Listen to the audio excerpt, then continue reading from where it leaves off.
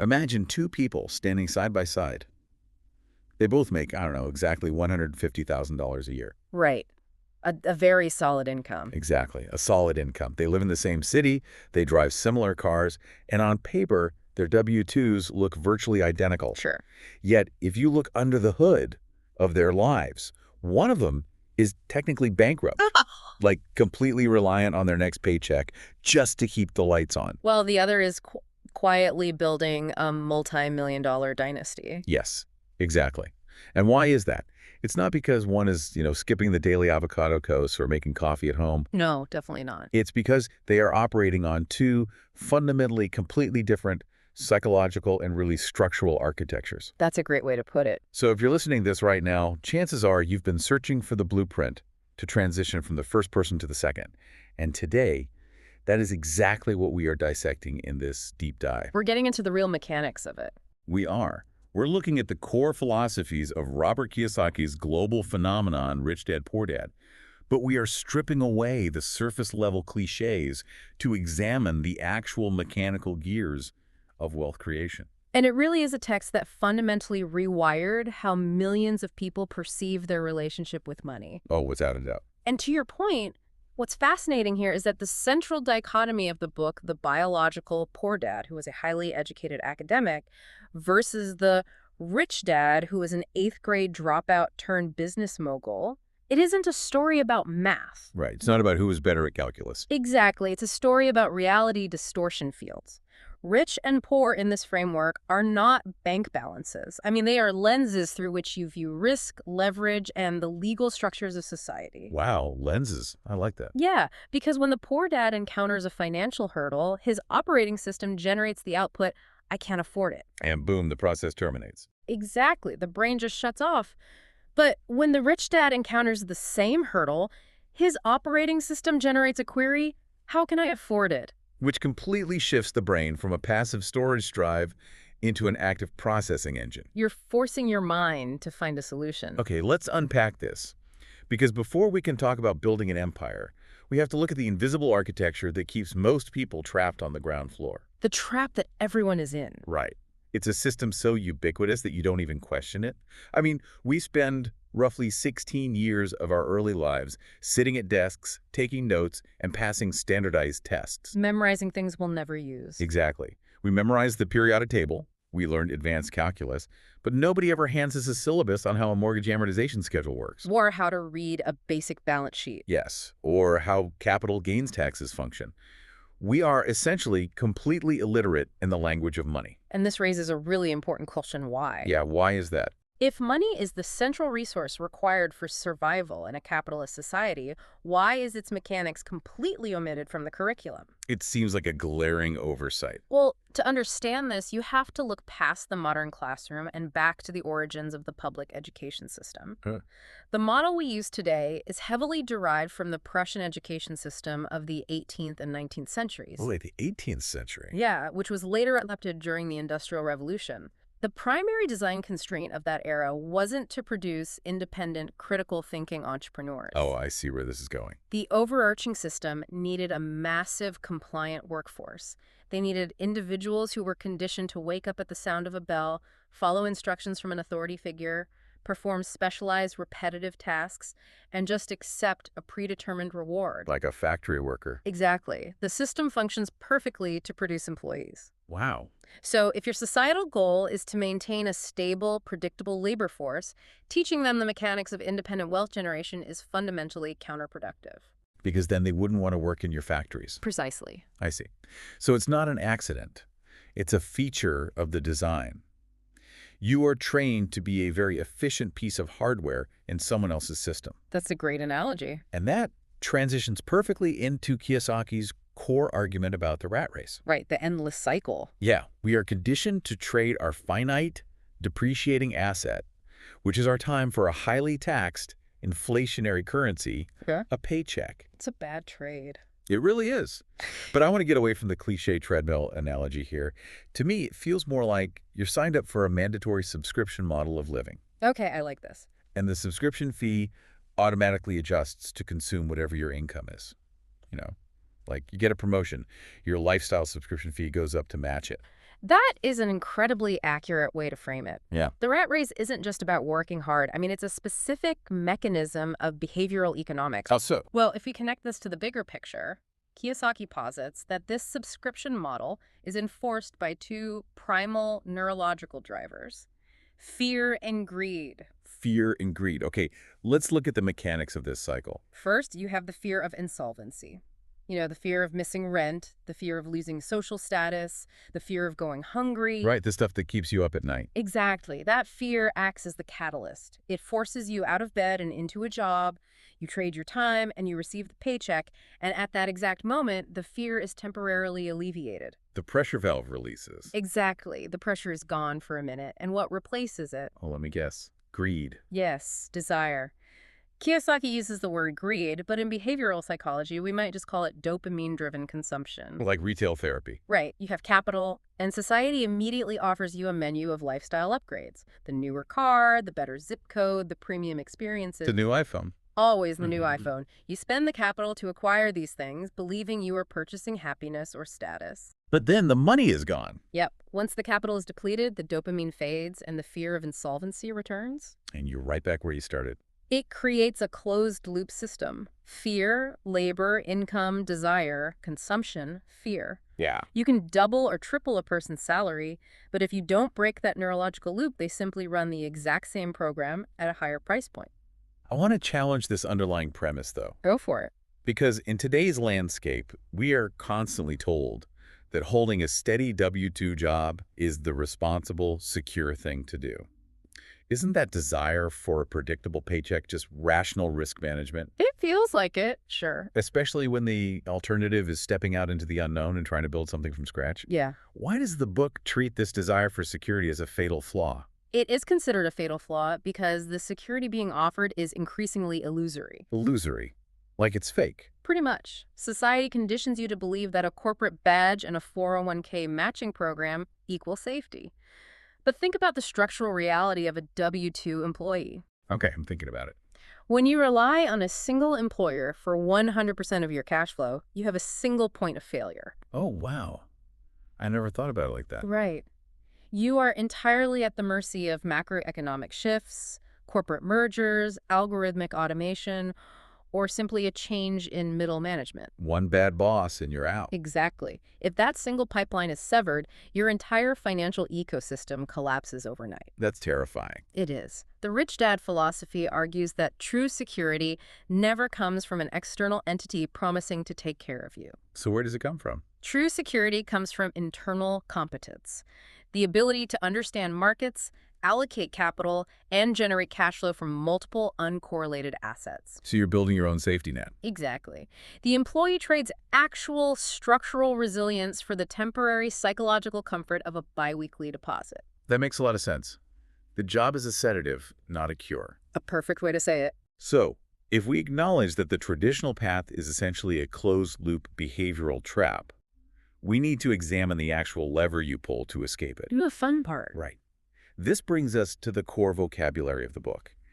And I know everyone listening already knows the dictionary definition of an asset versus a liability, but Kiyosaki redefines these terms strictly through the lens of cash flow. He simplifies it immensely. Yeah, it's not about perceived value, it's about directionality. Precisely. Forget the complex JAP accounting rules. Forget depreciation schedules for a moment. Kiyosaki's entire framework rests on a binary definition. Which is? An asset directs money into your pocket regardless of your physical labor. A liability directs money out of your pocket. So simple. The reason this simple definition is so disruptive is because it forces you to confront the cognitive dissonance of middle-class finance. And the ultimate sacred cow of middle-class finance is the primary residence. Oh, absolutely. Every financial planner tells you your house is your greatest asset. But under this framework, it's a massive liability. It is the ultimate liability. Wait, really? The ultimate liability? Now, to be clear, Kiyosaki isn't saying you shouldn't own a home or that living in a tent is the only path to wealth. Good, because I like indoor plumbing. Right. He is demanding that you classify it correctly. A primary residence on a month-to-month basis is a capital drain. Because the expenses. Yes. It requires a mortgage payment, property taxes, insurance premiums, HOA fees, and continuous maintenance. It consumes cash. But what about the value going up over time? The middle class defends this vigorously because they point to historical appreciation, the idea that the house will be worth more in 30 years. Right. But appreciation is speculative. You cannot eat appreciation today. True assets generate yield today. I see. I like to visualize this whole system like setting up a server farm. Oh, a server farm. Yeah. Your life is a network. When you buy a liability like a luxury car on financing or a massive primary residence, you are installing a parasitic program that constantly drains your CPU and eats your bandwidth. It requires constant energy to keep running. Exactly. When you acquire a true asset, like a cash-flowing rental property, a dividend ETF, or intellectual property, you are installing an automated server that processes data and mines resources in the background, 247. Even while you're sleeping. Yes. Even while your physical hardware, your body is asleep. The middle class gets a bump in processing power, like a raise, and they immediately use it to download more parasitic programs. That is a phenomenal analogy. And the server farm concept perfectly illustrates the three distinct cash flow patterns that segregate the socioeconomic classes. Okay, let's break those down. Let's look at the actual plumbing of how these groups move their capital. First, the pattern of the poor.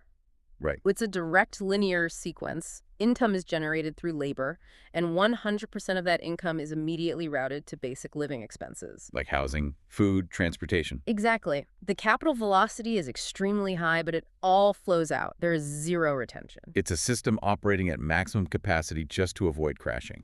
Yes. Now, the cash flow pattern of the middle class is structurally similar, but obscured by higher numbers. Oh, interesting. How so? They generate significant income from high-status labor doctors, lawyers, mid-level executives. Right, they look rich. But instead of routing that capital into assets, they route it into the parasitic programs you mentioned. They buy the liabilities that society markets to them as assets. The oversized primary residence. The financed boats. The luxury vehicles. Exactly. Their income column is massive, but their expense and debt columns rise aggressively to match it. So they're essentially treading water, just in a nicer pool. Yes. They appear incredibly wealthy on Instagram, but their structural resilience is zero. They are one missed paycheck away from default. Which leaves the third pattern. The cash flow pattern of the rich. This is where the structural architecture completely diverges. Okay, what do they do differently?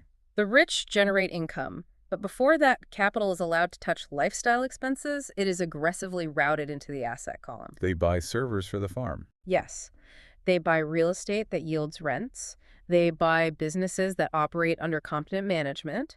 They acquire financial instruments that pay dividends. And then what happens? The key mechanism here is that the assets then generate a secondary stream of income. So the servers are mining the capital, and that new capital is what actually funds the lifestyle. Exactly. The middle class buys luxuries with their own physical labor and time. The rich buy luxuries using the yield generated by their assets. Wow. That's a huge shift in thinking. This is the inflection point of the entire philosophy. You do not become wealthy by demanding a higher salary. Because a higher salary just makes you a highly compensated node in the system. Exactly. You become wealthy by relentlessly allocating capital into systems that produce cash flow independent of your labor. Okay, here's where it gets really interesting. If the mandate is to relentlessly allocate capital into assets, how does someone actually execute this in the real world? That's the challenge. Because if you are working 40 to 50 hours a week just to maintain your current server load, how do you transition? Kiyosaki uses the phrase mind your own business, but he's not talking about being an entrepreneur in the traditional quit your job and start a startup sense. No, and this is a critical distinction that often gets misinterpreted. Your profession is what you do to generate your primary capital. You are an engineer, a nurse, an accountant. That is your profession. Okay, then what is your business? Your business is the maintenance and expansion of your asset column.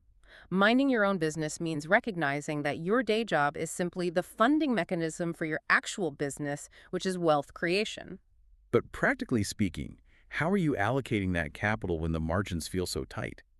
By the time you pay rent, buy groceries, and pay taxes, the capital left over feels negligible. This requires a fundamental shift in cash flow prioritization, famously summarized as paying yourself first. Right, we hear that phrase a lot. In the standard model, people pay the government first through automatic payroll deductions. Then they pay their landlord, the bank, the utility companies, and if there's anything left over, they might invest it. Which usually means there's nothing left over. Exactly. To mind your own business, you must invert this.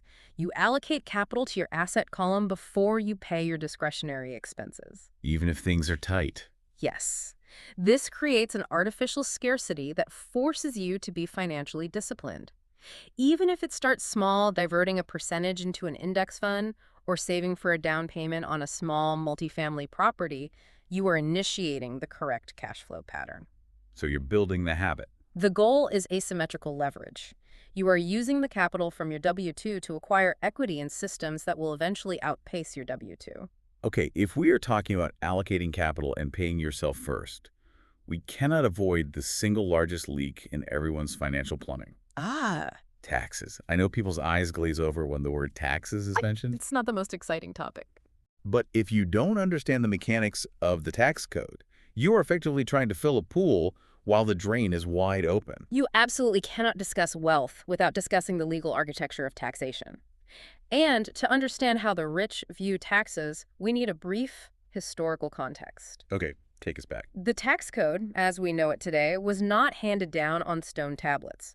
In the United States, for example, a permanent income tax wasn't established until the 16th Amendment in 1913. Wait, there was no income tax before 1913. Not a permanent one. Initially, it was sold to the public as a targeted wealth tax. The narrative was, we are only going to tax the ultra-rich robber barons to fund public infrastructure. And I'm sure the average person loved that. The masses enthusiastically supported it because it didn't apply to them. But the architecture of wealth always adapts.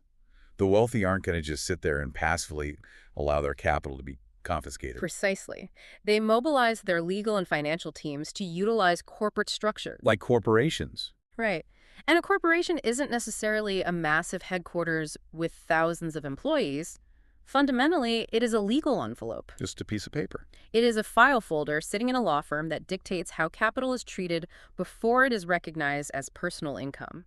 So they just hid the money in the folders. Essentially, yes. Because the wealthy shielded their capital inside these legal entities, the government's tax revenue fell short. So the tax net was cast lower and lower until it captured the middle class and the working class. And here we are. Today, the demographic that pays the highest percentage of their income to taxes is the highly compensated W-2 employee. So what does this all mean for you, the listener? How does the tax code actually differentiate between the employee and the business owner? Because the formula for how capital is treated is completely inverted. Let's look at the mechanical sequence. If you are an employee, your sequence is earn, tax, spend. Earn, tax, spend. Okay. You earn $100. The government immediately extracts $30.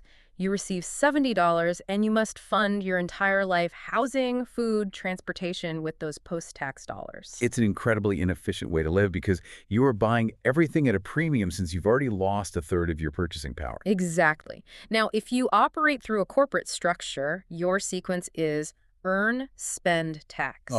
Earn, spend, tax. Your entity earns $100.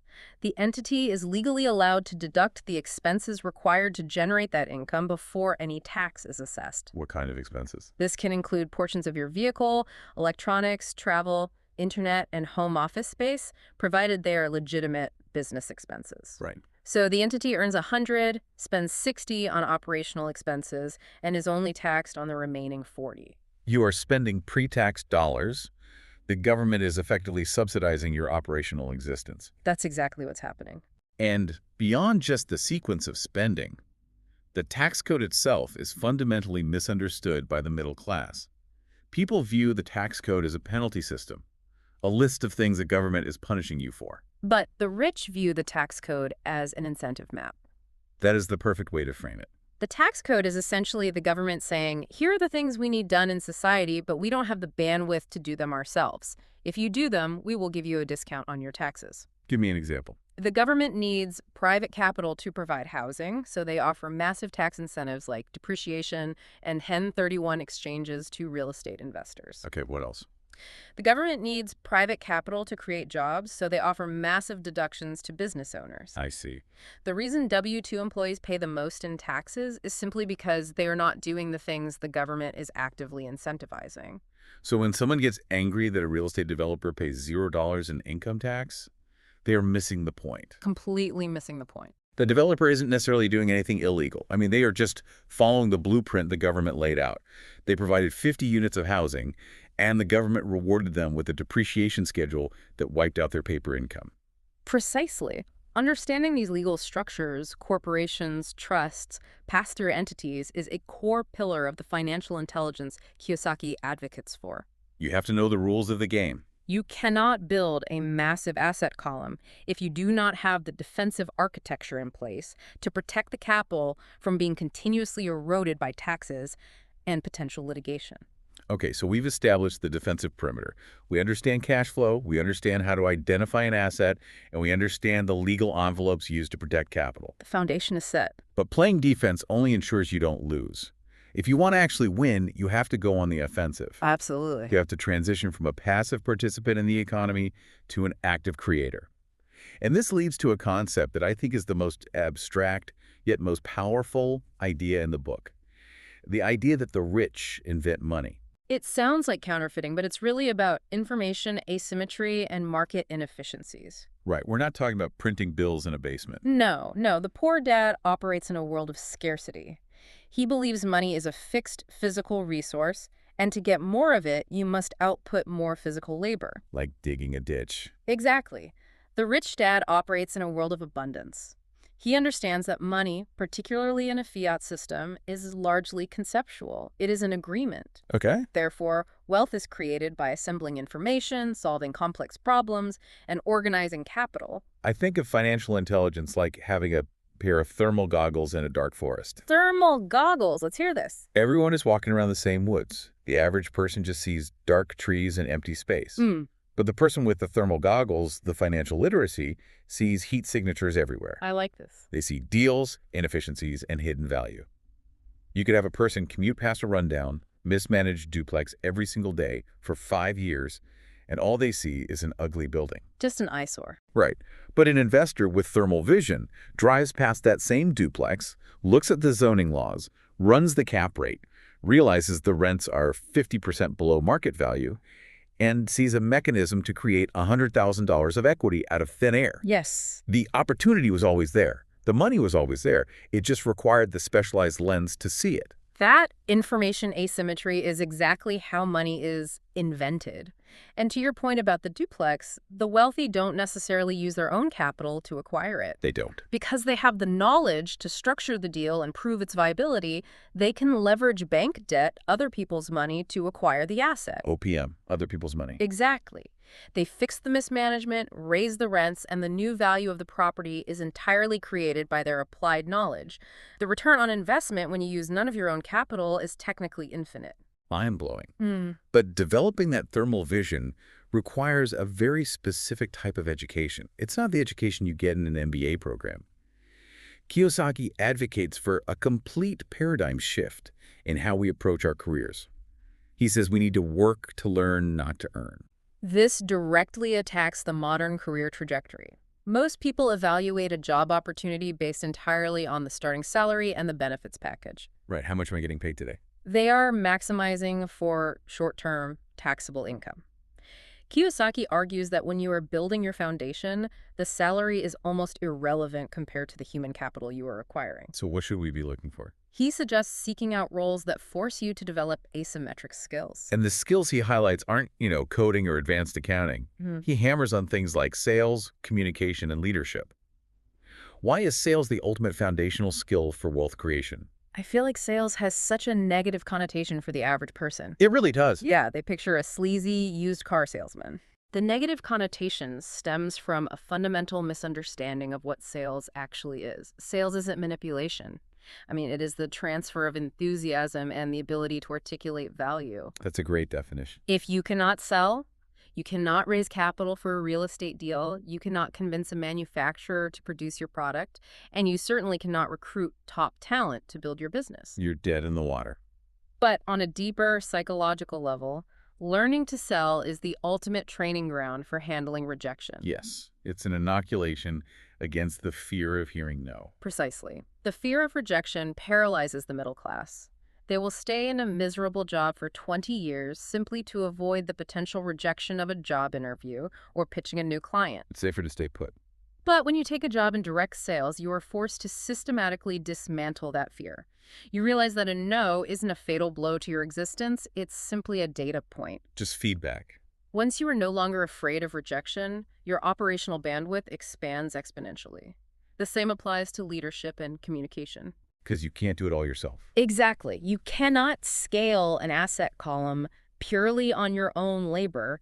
You must learn how to build teams, inspire action, and delegate execution. These are compounding transferable skills. So taking a pay cut to learn these things is actually a smart move. If you take a job that pays 20% less but teaches you how to negotiate high-stakes contracts, you haven't lost income. You have invested in a capability that will yield millions over your lifetime. So we have the complete blueprint. It's actually staggering how simple the mechanics are when you lay them out. It's not overly complicated. No. You reject the societal conditioning of the rat race. You aggressively acquire assets that generate cash flow. You use legal corporate structures to minimize tax liabilities. You develop the thermal vision to spot market inefficiencies. And you continuously invest in asymmetric skills like sales and leadership. That's the formula. The logic is flawless. So I have to ask the multi-million-dollar question. Let's hear it. If the mechanics of wealth are this well documented, why is the success rate so abysmally low? Why do 90% of people stay trapped? Because knowing the mechanics is only 20% of the equation. Only 20%. The remaining 80% is behavioral psychology. We're transitioning now from the external architecture of wealth to the internal psychological barriers. Oh, man. The mind games. Kiyosaki identifies 5 specific cognitive obstacles that paralyze people even after they have acquired the necessary financial literacy. Okay, what are they? They are cynicism, laziness, bad habits, arrogance, and above all, fear. Let's break these down because I guarantee everyone listening, myself included, struggles with at least one of these operating in the background. We all do. Let's start with cynicism. And I actually want to push back on this being an obstacle. Okay, why? We live in an era of unprecedented financial grift. We have crypto rug pulls, fake real estate gurus on TikTok, and rampant corporate fraud. In a high-noise, high-risk environment, isn't cynicism just a necessary protective mechanism? Shouldn't we default to assuming things are scams? You are confusing cynicism with skepticism. They are functionally very different. Really? How so? Skepticism is an active analytical process. A skeptic sees an opportunity, acknowledges the risk, and then actively demands data. They do their homework. Exactly. They audit the financials, they check the zoning laws, they stress test the assumptions. Skepticism is the required friction that prevents you from making foolish investments. Okay, then what is cynicism? Cynicism, on the other hand, is a passive emotional defense mechanism. It is the blind dismissal of opportunity without investigation. So the cynic doesn't even bother looking at the data. Exactly. The cynic hears about a strategy and immediately defaults to, if it's so easy, why isn't everyone doing it? Or the tenants will just destroy the property, or the stock market is rigged. I know so many people who say that exact stuff. Cynicism is deeply insidious because it masquerades as intelligence. It allows the individual to feel superior and sophisticated while simultaneously absolving them of the responsibility to take action. Wow. It is an intellectual alibi for cowardice. It shuts down the processing engine we talked about earlier. That is a brutal but incredibly accurate diagnosis. It's a sophisticated excuse to do nothing, which bleeds perfectly into the next obstacle, laziness. Right. But again, the book redefines this in a way that catches high achievers completely off guard. He isn't talking about the stereotype of someone sleeping on a couch until noon. He's talking about the laziness of being too busy. Yes, active laziness. This is arguably the most common affliction of the modern professional. I feel attacked already. They work 60 hours a week, they serve on committees, they drive their kids to endless extracurriculars, their inbox is constantly overflowing, they're operating at maximum velocity. Right, they look incredibly productive. But they use this constant state of motion as a shield to avoid confronting the reality of their structural financial fragility. I'd love to learn how to underwrite a syndication, but I'm just swamped with Q3 reporting right now. Exactly. It requires massive cognitive effort to sit down, Look at your horrific cash flow patterns, admit you are on the wrong path, and begin the slow, arduous process of building an asset column. It's painful to look in the mirror. It is. It is far easier to just answer another email and pretend that staying busy is the same thing as making progress. It is a failure of executive function masked as productivity. Then we have bad habits, which we've largely covered when discussing the cash flow patterns, the habit of paying everyone else before you pay yourself. But the fourth obstacle, arrogance, is fascinating. Kiyosaki defines arrogance simply, what I know makes me money, what I don't know loses me money. Arrogance is ego attempting to camouflage ignorance. It usually strikes when someone achieves a small amount of success. Like a lucky break. They make a lucky trade during a bull market, and suddenly they believe they possess intrinsic financial genius. They stop learning, they stop managing risk, and they inevitably get wiped out. So humility is key. True financial intelligence requires intense intellectual humility. The moment you believe you have nothing left to learn about markets, taxation, or human behavior, you become the mark. But of all these obstacles, cynicism, laziness, habits, arrogance, the apex predator of financial ruin is fear. Without a doubt. Specifically, the fear of losing money and the fear of failure. And if we connect this back to where we started, this fear is systematically programmed into us by the educational system. It is the deepest programming we have. In the academic environment, you are handed a test, and if you make an error, you are penalized. You get a big red F. You get a red mark, your grade drops, you are publicly or privately shamed. We are conditioned for over a decade to view failure as a permanent stain on our record. And then we grow up. And we carry that conditioning directly into the economic arena. We think a bad investment goes on our permanent record. Exactly, but the actual physics of entrepreneurship and investing are the exact opposite of the academic model. In the real world, failure is the primary mechanism of data acquisition. It's how you learn. It is how you map the terrain. Think about how a toddler learns to walk. They stand up, the center of gravity shifts, and they fall. Over and over again. But they don't sit on the floor and conclude, well, the walking industry is a scam, I'm just not cut out for bipedal movement. Right. The fall just provided the neurological feedback needed to adjust the balance next time. Yet, highly educated adults will attempt one-side business, lose $1,000, and vow to never take a risk again. They retreat to the perceived safety of the rat race. It's so backwards when you think about it. Successful investors are not fearless. The rich dad feels the exact same physiological spike of cortisol when facing a loss that the poor dad feels. They still get scared. The difference is cognitive framing. The wealthy utilize asymmetric risk profiles. They structure their bets so that if they fail, the downside is capped and survivable, but if they win, the upside is exponential. They know they'll make mistakes. They play the game knowing that errors are the toll you pay on the road to mastery.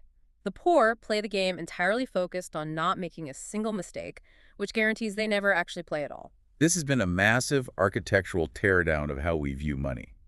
Let's synthesize everything we've explored today. It's a lot to take in. It is. Escaping the gravitational pull of the 90% doesn't require a lottery ticket, and it doesn't require a trust fund. It requires a fundamental rewiring of your psychological operating system. Absolutely. It requires recognizing that the traditional path of trading time for a highly taxed paycheck is a structurally flawed mechanism designed to maintain a workforce, not build wealth. Well summarized. You have to learn to distinguish between the parasitic liabilities draining your resources and the true automated assets that generate independent cash flow.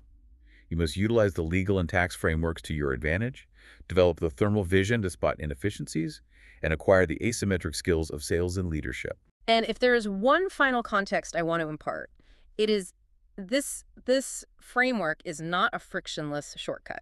No get-rich-quick schemes here. Exactly. If you are looking for a get-rich-quick scheme, this philosophy will frustrate you. What we are talking about is a lifelong commitment to unlearning. Unlearning the school programming. You are fighting against decades of biological conditioning, societal pressure, and systemic design. It takes immense mental fortitude to continually choose the discomfort of education and calculated risk over the warm anesthetic comfort of a guaranteed paycheck. You have to choose it every day. You have to wake up every single day and actively choose to operate the mental software of an investor. It's not just about changing your bank account. It's about changing your reality. Yeah. We started by looking at those two individuals making the same salary but heading toward completely different destinies. Right, the W-2 clones. The difference between them was entirely constructed from the decisions they made in the margins of their lives. Yeah, So I want to leave you with a direct challenge. I love a good challenge. Look closely at the ecosystem of your own life right now. Look at your calendar and look at your bank statements. Are you currently building a server farm, or are you just downloading more parasitic software? What is the very first specific asset you are going to acquire or build this week to force your cash flow into the pattern of the wealthy? The tools are all right in front of you. It's entirely your move.